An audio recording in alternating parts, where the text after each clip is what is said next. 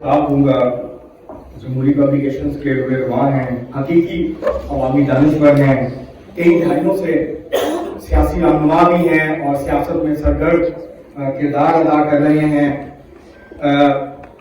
سفر نامہ بھی لکھتے ہیں، سفر بھی کرتے ہیں، دنیا گھومتے ہیں، لیکن اس کے ساتھ ساتھ عوامی حقوق پر، دنیا کی سیاست پر بھی گہری نظر رکھتے ہیں۔ میں اب دعوت دوں گا جناب سرور سہیل گلجی صاحب کو کہ وہ تشریف لائیں اور اس کتاب کے حوالے سے اپنے خیالات کریں۔ السلام علیکم جناب گرداس پوری صاحب اور سارے دوستوں، آپ سب کی تشریف آوری کا شکریہ۔ اس کتاب کے شروع میں 4 صفحے ہیں جو کہ انسانی تاریخ کی جو دستیاب تاریخ ملتی ہے آرکیالوجی کے حوالے سے، وہ 14,000 سال کی ہے۔ 14,000 سال کی تاریخ پر اس سے بڑا جملہ میں نے نہیں پڑھا جو انسانی تہذیب معاشروں کے حوالے سے۔ وہ جملہ میں اپنی گفتگو کے شروع میں پیش کرنا چاہتا ہوں۔ اس کا عنوان گرداس پوری صاحب نے رکھا ہے ایک تاریخی حقیقت۔ قارئین کرام، دنیا میں ہر انقلاب وہ قدیم دور کا ہو یا کہ جدید عہد کا، ہمیشہ آٹا روٹی سستی کرنے کے لیے ہی برپا کیا گیا۔ دنیا میں آج تک کوئی انقلاب سونا سستا کرنے کے لیے برپا نہیں کیا گیا، اس لیے کہ سونا عوام کا مسئلہ نہیں۔ اسے کہتے ہیں پبلک انٹلیکچوئل، یہ ہوتے ہیں وہ عوامی دانشور۔ اور سول سوسائٹی کی جو ڈیفینیشن جناب خالد حقی صاحب نے پیش کی ہے کہ وہ جو ورلڈ بینک کی 3-4 ڈیفینیشن ہے آج کل جن کو میں ناپسند کرتا ہوں۔ ایک کرپشن، چونکہ استحصال کو آپ کسی تقریر میں نہیں سنتے، آپ کسی سیاسی رہنما کے گفتگو میں ہوتا ہے ہم کرپشن ختم کریں گے، یہ ورلڈ بینک کا ایجنڈا ہے، IMF کا۔ میں کرپشن کے خلاف ہوں، لیکن استحصال سب سے بڑا کرپشن ہے۔ اس کے بعد ایک گڈ گورننس، یہ بھی ورلڈ بینک اور IMF ان مالیاتی اداروں اور NGOs کی دی ہوئی ہے، گڈ گورننس یعنی کہ اچھی گورننس۔ تیسرا جملہ ہے سول سوسائٹی۔ سول سوسائٹی سے ہیومن رائٹس کی NGO، مزدوروں کی، محنت کشوں کی، عورتوں کی، جینڈر بیلنس، پتہ نہیں کیا کیا۔ سول سوسائٹی سے مراد سماج ہوتا ہے۔ اور جو انسانی تاریخ ہے، انسانی تاریخ میں جتنی تبدیلیاں آئی ہیں مختلف خطوں میں، مختلف ادوار میں اور مختلف زمانوں میں، اس کا کریڈٹ ہمیشہ انٹلیکچوئلز کو جاتا ہے۔ جو یونانی تاریخ ہو، مصر کی تاریخ ہو، بیبیلون کی تاریخ ہو، اناطولیہ کی تاریخ ہو، فریشین سیولائزیشن ہو، انڈس ویلی کی سیولائزیشن ہو، مایا سیولائزیشن، آپ کہیں سے جائیں تو بنیاد دانش ہوتا ہے۔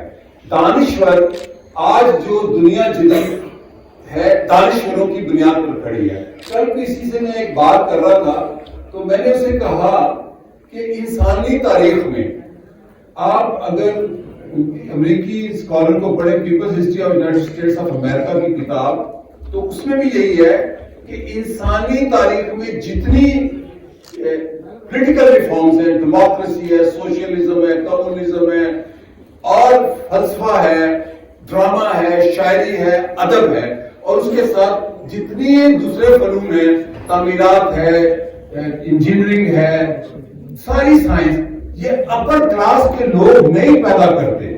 وہ کوئی بات ہو رہی تھی کہ لاہور میں میرے ایک ترک ڈپلومیٹ نے کہا کہ مجھے کہا گیا کہ لیفٹسٹ کا ایک کھانا ہے انور لاہور میں، تو وہاں گیا، 8-8 کروڑ کی گاڑی ہے، ترک ڈپلومیٹ مجھے کہہ رہا ہے ابھی پچھلے سال، تو وہاں ساری خواتین بڑی بڑی امیر 8-8 کروڑ کی، اور وہ سارا کچھ کھا رہے تھے۔ تو میں نے حیرانگی سے کہا یہ کیسے لیفٹسٹ ہیں، ان کا 40-40 کروڑ کا، میں کہا they are not even leftists, they are not neither liberals۔ یہ ایک بورژوازی ہے اور یہ کلچر کے طور پر سماج کو لیتی ہے، اجرک پہن لی، دیسی کپڑے پہن لیے، یہاں اندرو لاؤ کی سیر کر لی اور اس کی سوشل میڈیا پہ تصویریں لگا دی۔ انسانی تاریخ ساری کی، یہ انسانی تاریخ کی ساری ترقی مڈل کلاس اور ورکنگ کلاس کی ہے، اور اس میں جیسے اسغر الدین سید ہے، ایک ورکنگ کلاس سے، لوور مڈل کلاس سے، جیسے ڈاکٹر انور سجاد ہیں، جیسے شاہ ندیم ہیں، میں آپ کے سامنے زندہ مثال دے رہا ہوں، جیسے اسلم گرداسپوری ہے، یہ جتنا ڈرامہ لکھنا، اجوکا کرنا، اسلم ندیم سید صاحب کا ڈرامہ لکھنا، ادیب ہونا، یہ سارا کریڈٹ مڈل کلاس کو جاتا ہے۔ میں آصف خان صاحب کو خود بلا لیتا ہوں، شہید فاؤنڈیشن کے چیئرمین ہیں، اور ان کے داماد کا انتقال ہوا ہے، ایک ہی داماد اس کی رسم کل کر کے تشریف لا رہے ہیں۔ یہ ہوتی ہے وہ مڈل کلاس جس کو سماج کی اجتماعی فکر ہوتی ہے۔ خان صاحب تشریف رکھتے ہیں آپ اس تو اسلم گرداسپوری صاحب کی اس کتاب میں دو حوالے بڑے اہم ہیں۔ انہوں نے کمپریہنسولی ساری ہیومن ہسٹری کو پیش کیا ہے، لیکن دو ایرا کو بہت تفصیل سے کیا ہے، اور ایک ایرا پاکستانیوں کے لیے بڑا اہم ہے جو کہ اسلامی فلاسفر اور انٹلیکچوئل کا سول سوسائٹی یعنی سماج سازی میں کردار ہے، اور دوسرا یونان۔ آج کی ساری انسانی تہذیب کا جو فلسفہ ہے، ڈیموکریسی سے لے کے سائنس تک، وہ یونانی علوم کے مرہون منت ہے۔ جتنا یونانی علوم ہے اس کے مرہون منت ہے، وہ کسی فلسفے کو دیکھ لیں، لیکن اہم بات یہ ہے کہ یہ یونانی علوم سارے مدفن ہو چکے تھے جو 2,500 یا 3,000 سال پرانے تھے۔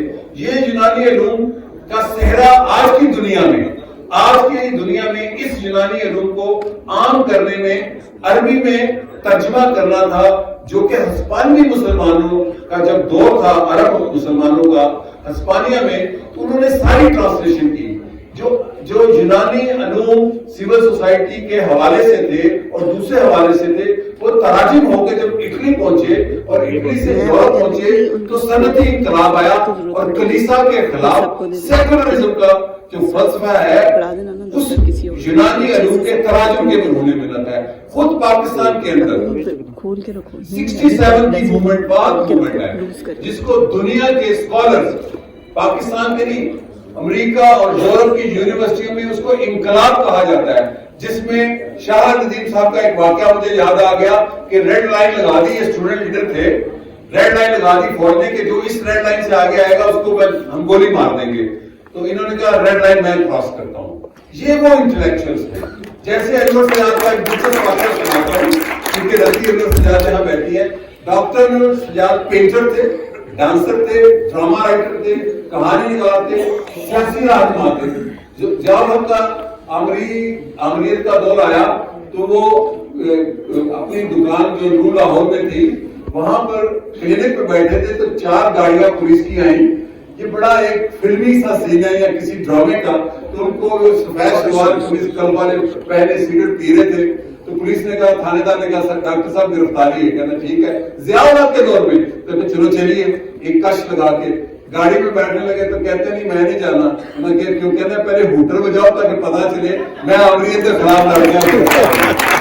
یہ جو پاکستان کے اندر 67 کے لوگ تھے، یہ 60s کے لوگ آج تک اس حال میں بھی کچھ بچے کچھ باقیات بیٹھی ہیں، چینا صاحب کی شکل میں، واجد علی شاہ صاحب کی شکل میں، اور یہ اسٹیج پہ اپنا یہ 67 کی جتنی موومنٹ ہے جس کے وطن سے پیپلز پارٹی بنی، ذوالفقار علی بھٹو بنے، سول سوسائٹی بنانے میں کہہ رہا ہوں، اس کے پیچھے انجمن ترقی پسند مصنفین نے جو 30 کی دہائی میں ادب میں کام شروع کیا، دانش کے حوالے سے افسانہ، ناول، ڈرامہ، اس کی مرہون منت ہے۔ اور آج بھی پاکستان کے اندر آپ کسی سیاسی جماعت کے اندر، وہ نون ہو، پیپلز پارٹی ہو، وہ پاکستان تحریک انصاف ہو، ایون اس کے اندر کوئی کام کا آدمی دیکھیں گے تو وہ یہاں 60s کی پیداوار ہوتا ہے یا پیپلز پارٹی کے اندر سے گزر کے گیا ہوتا ہے۔ چونکہ جو انٹلیکچوئل جو ایک لرننگ ہوتی ہے کسی پولیٹیکل موومنٹ کی، وہ سماج کو بدلتی ہے۔